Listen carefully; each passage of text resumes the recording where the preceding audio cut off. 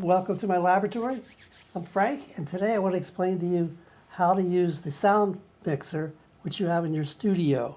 It's been a problem for some of the schools because it's pretty sophisticated, has too many buttons, and it does a lot more than you really need. So I want to simplify it because I don't want you to panic that something isn't working. And in most cases, quite honestly, a lot of the complaints I got are somebody pushed a button and they didn't hear anything. So I want to simplify it and show you how to use it.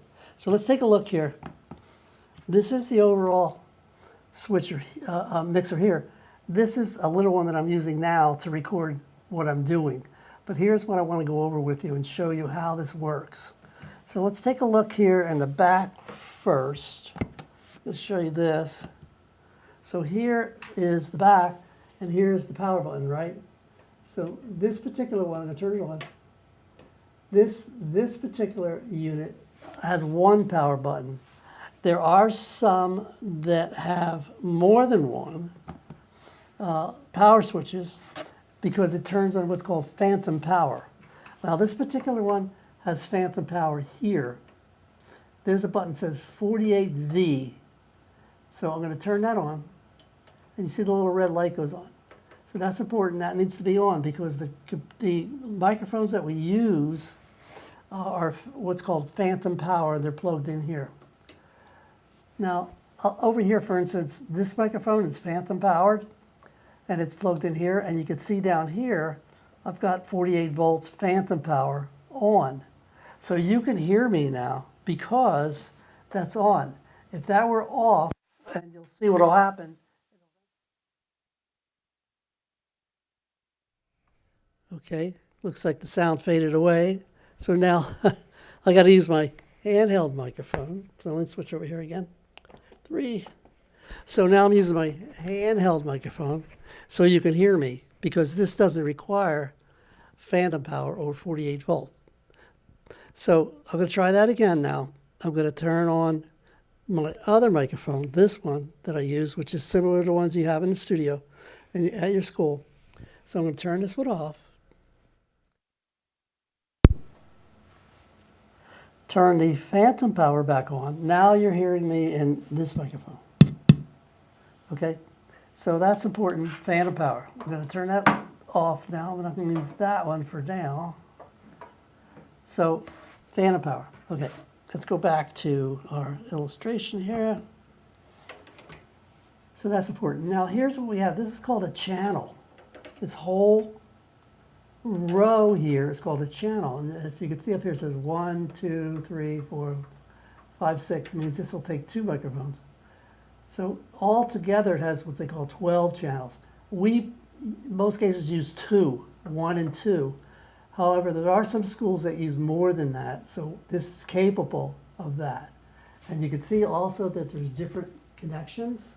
For instance, look at this one. This is called a tip ring sleeve plug-in connector. And you can see these other inputs right here. So that would go in there and plug in. Some of you have those, not that many, but this is pretty much XLR, which is a 3-pin XLR, which is like the little microphones that we give you, and that plugs in there. Okay, all right, I'll plug it for now. So the channel, let's go back to the channel. First thing you come across here, well, the first thing you come across here is this called a high Z on and off. What that means is if it's plugged in here, that's a high input plug, and you can turn that on and off. You can also, with this input here, is you can use this plug. If you see the shape is different than this one and this one, because this one will plug in. If you use that, then you will need to push the high Z and have it on. But we don't really use those. What we use is the XLR, like I just showed you, and that goes in there too. So it has dual purpose. So that's usually going to be up and not on. Now over here you have low cut. This is actually a good tool because in a lot of your studios you have sound, rumbling, air conditioners are on, air handling units. and it has a low rumble, like a low frequency rumble. You can turn that off, and that'll cut some of that low end off, and it'll sound better. So if you got that rumbling in your studio, I recommend you use that. Now, this one right here is really important. It's called the gain level. So depending on the type of mic you have, we're going to adjust the gain. Most cases, it's going to start somewhere around 12 o'clock. Okay, this one you don't need to worry about this one, but this is the one for gain. This is kind of like the first volume control of the microphone, because it shows the sensitivity. So if you look over here, here's the mic I'm using, right? There's the gain here, and the sensitivity gives it its sound quality and volume level. So here is the first one you go to. So you're going to start out at noon. Now this particular mic, I had to go a little bit further, so depending on the mic you have, you'll adjust that, as needed. Okay, so we're not using this one. This is EQ. What this basically is, it's bass, mid-range, and high. What this means is you can adjust these to the particular voice of the person talking to the microphone. But guess what? Forget it. 12 o'clock. Because everybody has a different setup. So unless you're doing recording a record or a song, you don't need to worry about that either. 12 o'clock. Here we don't use, this is at 0 down here. This we don't use special effects. FX means special effects. Again, this particular unit is more than what you need. And if you look over here, it says effects engine. So there's all these different types of effects you can have. Bright room, warm hall, cathedral, echo, and really, we don't really use these. Unfortunately, this particular model comes with all its extra stuff. Maybe in some advanced class, you may decide to use some of that, but for now, we're not using it, right? So just leave it off. So we're not going to use that either. Now the pan. Pan basically, and I know you know what the word pan means, is panorama, right? Panorama. Pan left, pan right. Again, 12 o'clock, right? So if you look at all these things here, you're all going to start at 12 o'clock.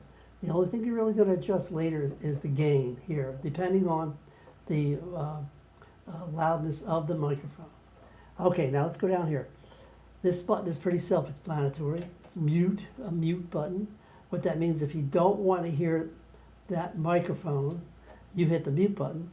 So for instance, if you have this up at a level that you like and it's going out in the proper level, well, rather than going up and down, like, okay, well, anchor one's talking now, let's put it up, okay, now anchor two's. Instead of doing that, it's just much simpler to have it at the level that is working for you, and then just mute the mic when you're ready and turn it back on again. Now here, this particular model, again, sorry to say, has too many buttons, but it has them.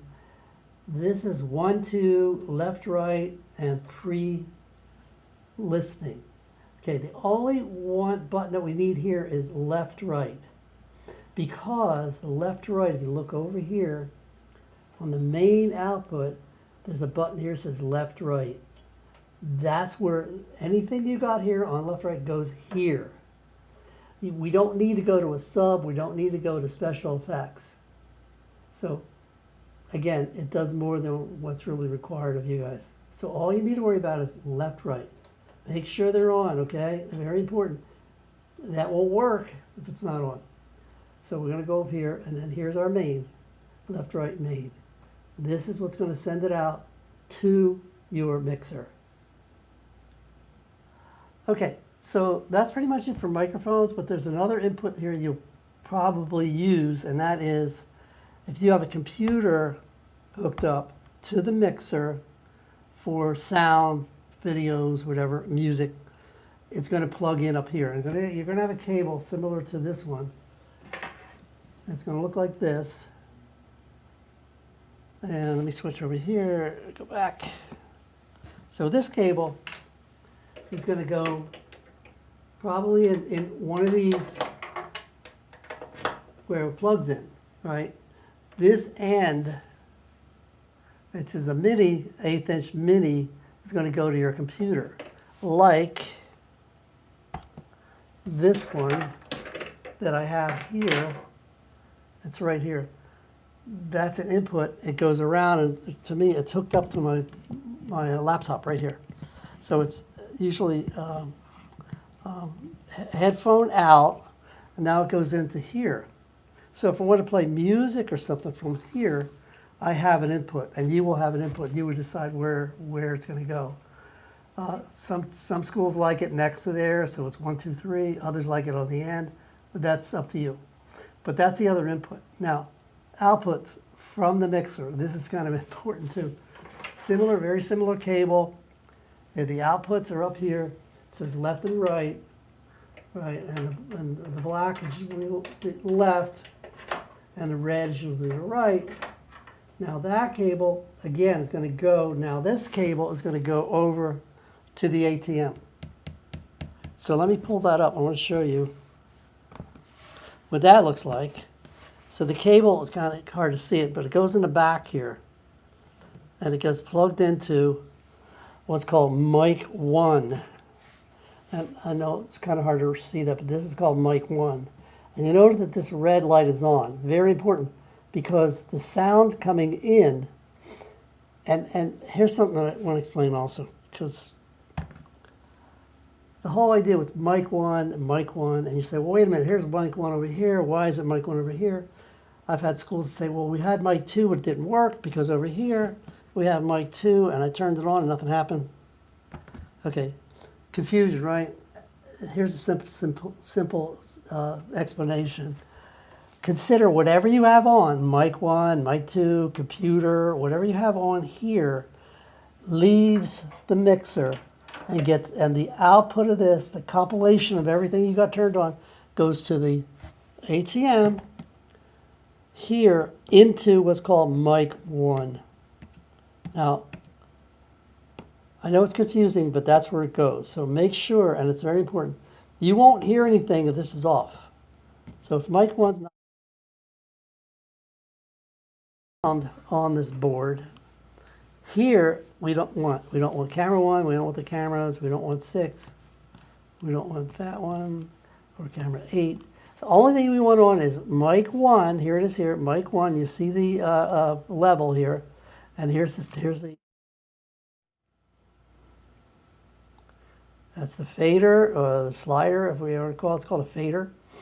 Now we don't need mic 2 on because we're not using it. But look down here. See it says on, and you'll see the red. So that's what we're using. This is the master out. This is what goes to your recording. So if you were recording your show, it was going streaming live, or you were recording it, that needs to be on because that's your master out. And so that's important. So that's the setup there. So with all that working, the sound is going to go through. So you need to make sure you check power, is the 48 volt phantom power on, are your sliders up, is your mute off? I've been to schools where it's like, we couldn't hear anything. Well, the mute was on. Oh, I'm sorry, you had to come all the way out of here. Yeah, me too. So check that. This needs to be all the way up. That pretty much covers it for this. So any questions, email me. I can help you.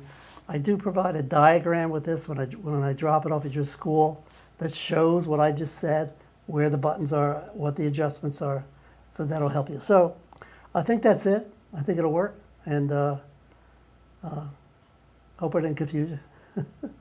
Then just one other thing, I do have another video on how sound gets to the ATM switch through the HDMI cable.